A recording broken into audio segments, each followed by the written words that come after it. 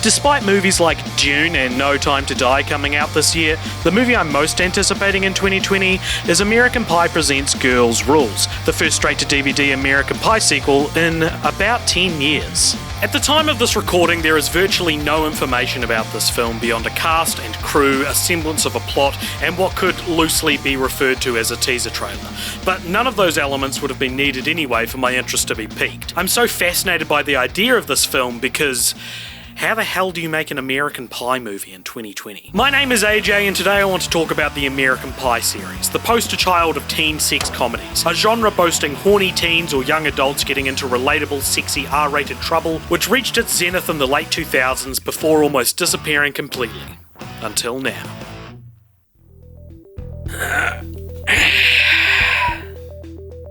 The last actual American Pie movie was the theatrically released American Reunion in 2012, which saw the original cast return for what I consider to be a pretty interesting Lego sequel exploring who Jim and the gang have become as adults. But Girls' Rules is actually a return to the critically maligned American Pie Presents spin-off series, which, if you're unfamiliar, was comprised of 4 cheaply made, painfully unfunny, straight-to-DVD dumpster fires released in the mid to late noughties, loosely connected to the original films by the presence of Stifler's various relatives and Eugene Levy, who showed up in all of them for some reason. They're all terrible and tailor-made for 12-year-old boys desperate for a way to see boobs at their Monster Energy-infused sleepovers. Actually, Bandcamp wasn't that bad. The last of the spin-off films was 2009's The Book of Love, which featured such wacky teen hijinks as necrophilia and bestiality. You would continue to find a few similar low-budget teen sex comedies in various DVD bargain bins over the next few years, and while the genre occasionally showed up on the big screen during the early 2010s, these kinds of movies were nowhere near as profitable as they were at the turn of the millennium, and combined with the increased accessibility to internet porn fulfilling like 80% of the purpose of these movies, teen sex comedies were relegated to a humble, low-cost medium return second life. And then something happened. More than 30 women have now made accusations against Harvey Weinstein. 5 women have accused comedian Louis C.K. of sexual misconduct. Kevin Spacey is the latest Hollywood figure to be accused of sexual misconduct. Women have been talking about Harvey amongst ourselves for a long time. It happened to me too. Me too. It happened to me too. #MeToo demonstrated what many women already know. Americans are sexually assaulted every 98 seconds. Every single woman I talk to says, oh yeah, me too. Me too. Remember 2017? The rules changed, as did our expectations of celebrities, of our peers, and of ourselves. It was exciting to watch and experience a veritable pop cultural Armageddon, with stories of sexual harassment and assault coming out against powerful men in Hollywood almost every week. And for whatever reason, society wasn't a place to listen to the victims for a change, instead of continuing to ignore their accusations, as had been the status quo for decades. Chalk it up to a rise in feminism, a damaged culture desperate to make some positive change, or an army of voices yelling too loud to be silenced any longer. We let the hammer fall on the Weinsteins and Spaceys and CKs of the world, and sure, since the height of the Me Too movement, we've seen these abusers and others like them try to creep their way back into the warm embrace of the limelight, but it's undeniable that a new ethical standard was set. There has been a cultural shift since the last time we returned for another slice of American Pie, or since Harold and Kumar smoked their way through their 3D Christmas, or even since the Wolfpack endured their final hangover, which are all franchises we've covered on the Cult Popture podcast, by the way. In 2020, it's no longer acceptable to make fun of a woman for being a woman, or a gay person for being gay. Mainstream comedy started moving away from punching down humour, a reflection of a population affected so much by the revelations of the past few years. A desire to be better and to stop shitting on literal victims of abuse and prejudice in a way that made it acceptable for everyone to do. If you're like me, you found this to be a good thing, but if you're a 14-year-old gamer or the Hangover trilogy / Joker director Todd Phillips, then you criticised it for being woke, like being considerate of those who've been picked on for decades is somehow a bad thing. Let me just take a sip of this delicious soy milk. Hey dude, do you want to bang my wife? There's a pretty infamous scene in 1984's Revenge of the Nerds, one of the OG teen sex comedies in which the film's protagonist, a college nerd named Louis Skolnick, tricks Betty, a cheerleader and girlfriend of jock antagonist Stan Gable, into engaging with him in sexual intercourse. Louis steals a costume Stan was wearing and proceeds to follow Betty into a funhouse where the two have sex. And afterwards, when Betty finds out it was actually Louis, she instantly falls in love with him because he's just so damn skilled. Are all nerds as good as you? Yes. How come? Because all jocks think about is sports. All we ever think about is sex. While the film celebrates this moment as a victory for our zany nerd heroes, it's actually a scene depicting rape by deception. And this isn't even the only moment of heroes committing sex crimes seen in the film. Step aside, Mama. I want to see some of that muff. Revenge of the Nerds is far from the only comedy of the 20th century to play off sexual assault as silly, horny hijinks too. 16 Candles, also from 1984, has its protagonist commit date rape. Porky's from 1981 features male characters peeping on women in the showers. Animal House from 1978, which many consider to be the first teen sex comedy, features similar peeping Tom scenes, as well as scenes in which a character grapples with his urge to take advantage of a sleeping woman. And then of course there's the original American Pie film from 1999, where a naked woman is unknowingly live-streamed while masturbating, a scene which has recently been derided by the two main actors involved, and in a cult Popture exclusive, one of the film's two directors has also expressed regret about the scene in this interview we did with him over on the podcast. When I think about the sequence in which all the kids are watching the exchange student get undressed over the web, I mean, at the time it seemed pretty fanciful and kind of funny, and now it actually just seems creepy. So I don't think you'd be able to make those movies anymore. Go listen to the podcast. Going into the 2000s, while scenes of comedy heroes actually committing sex crimes seems to reduce, you needn't go back any further than 2009 to see sex comedy adjacent films like The Hangover and its 2011 and 2013 sequels use homophobic slurs or transphobic jokes. Paging Dr. It. Whether it's sexual assault or simply problematic language, the teen sex comedy genre and its cavalcade of troubling rape culture tropes was already winding down in cinematic popularity by the time the Bill Cosby scandal broke in 2014. A celebrity downfall which now feels like a proof of concept for the Me Too movement in 2017. Hollywood was already wisening up to the male gaze riddled story which dominated the genre, and maybe this is one of the reasons the Me Too victims were finally heard. Whether it's the chicken or the egg, which is maybe a topic for a different video, it's no surprise that we've been living in a teen sex comedy dry spell for most of the past decade, as every genre reflects society as a response to what people want to see and the voices we want to hear. But a new, low-budget, straight-to-DVD American Pie sequel in 2020? Is this really the voice we want to hear? Well, maybe.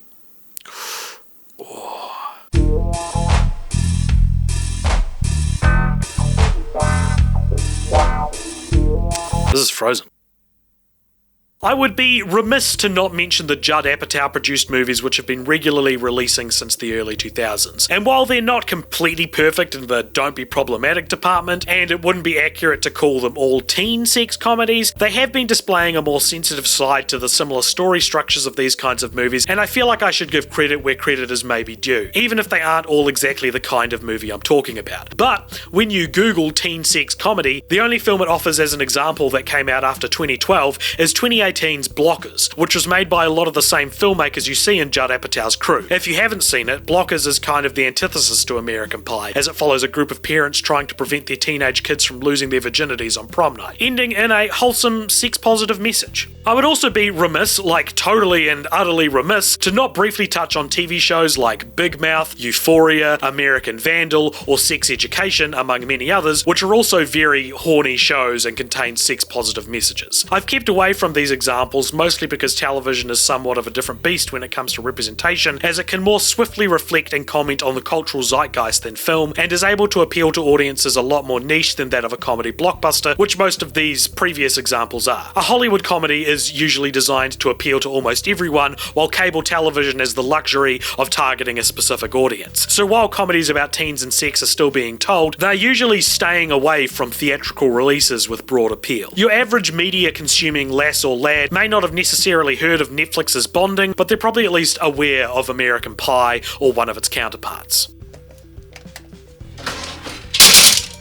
The few post-Me Too teen sex comedies that do exist look to be moving away from exploiting naked women or encouraging their young, impressionable viewers to install web cameras in the girls' bathrooms. They're no longer material to give you a boner loosely wrapped around a story. Instead, these new movies seem more complex, with certainly no exploitation, rape normalization, or punching down humour. The aforementioned Blockers and 2019's critically revered Booksmart were both directed by women, as was 2017's Ladybird, if you even want to dare compartmentalise that film as a teen sex comedy, or even a comedy at all. Booksmart and Blockers both feature front and centre conversations regarding feminism or the unfair double standard on how female sexuality is treated alongside male sexuality, and all three films feature sympathetic gay characters, and not once are these characters' orientations the butt of the joke, nor are their sexualities fetishized like they were in American Pie 2 or countless other examples. And for the most part, the supporting cast are explicitly supportive of these gay characters. These are just examples, but my point is the fact that these movies exist as modern day answers to Animal House or 100 Girls or Van Wilder prove how nuanced the representation of horny teenagers is adapted to be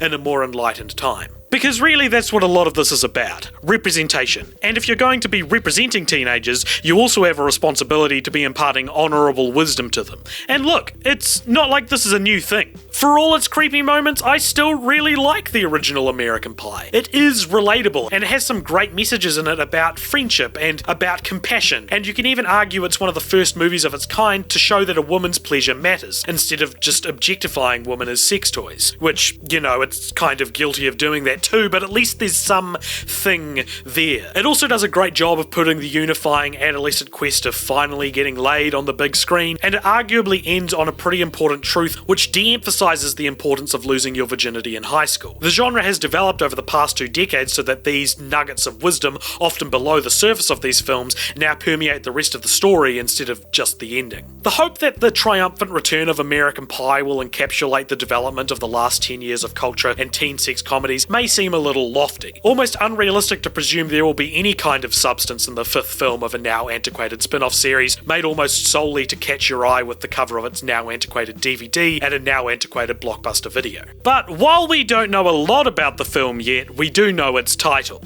Kind of. It's either Girls Rules, Girls Rule, or Girls Rules. The official tweet, potential logo, and accompanying text from the director all say something different, and I messaged the director on Instagram for some clarification, but he never replied, which was frustrating, but being left on scene felt oddly appropriate for a video about the teen experience. Regardless, the title, along with reports of the plot involving one Stephanie Stifler, suggests we're getting a long overdue female reboot of the series, which really is maybe the only way to make this film. I wouldn't be surprised if Universal Studios Home Entertainment saw Booksmart and latched on to the possible upcoming trend of female-driven teen sex comedies, which sounds cool, but this is a series almost solely sold on its sex appeal towards men, the tantalizing promise that those semi-naked women on that white backdrop will deliver on those sexy implications, and if you don't believe them, look, even The Sheep is promising an unrated experience. You can sell American Reunion without half-naked teenagers on the strength of the brand alone, sure, but can you really sell the first American Pie Presents movie in over 10 years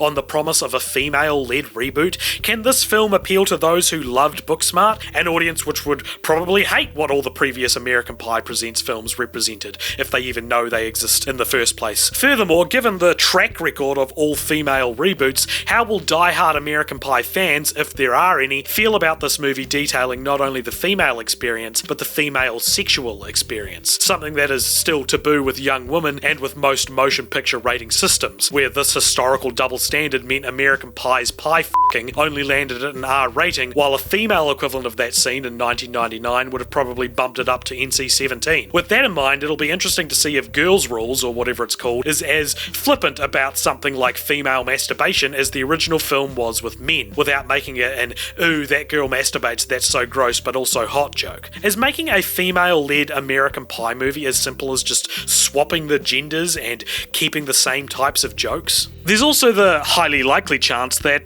none of this is being considered at all, and this obscure, under-the-radar release will just be a sexist, out-of-touch movie that no one will even watch, and it won't even garner enough attention to get a critic score on Rotten Tomatoes, let alone an outrage. The film, as I mentioned before, is also being directed by a dude and was written by 2 men, and while I don't want to imply this necessarily removes a level of authenticity to it, it does make it feel less like this will be a feminist reimagining of the American Pie format and more a hollow attempt at recreating the recent trend of female-led teen movies. But hey, I would love to be proven wrong.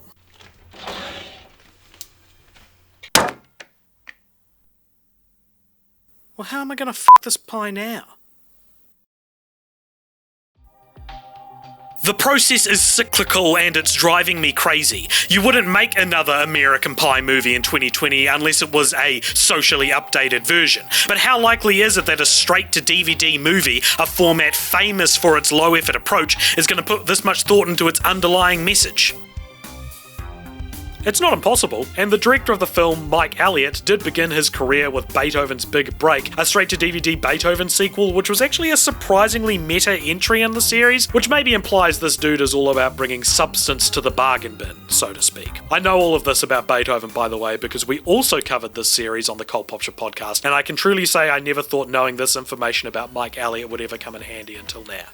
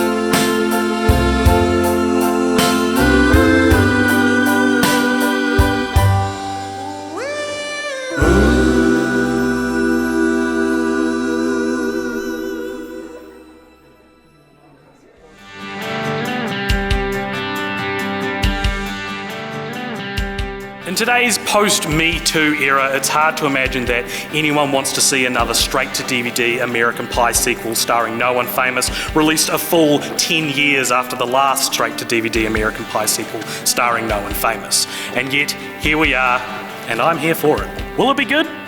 Probably not, but I don't remember the last time I was this intrigued by a probably bad movie, and I don't remember the last time a home video release carried this much potential weight.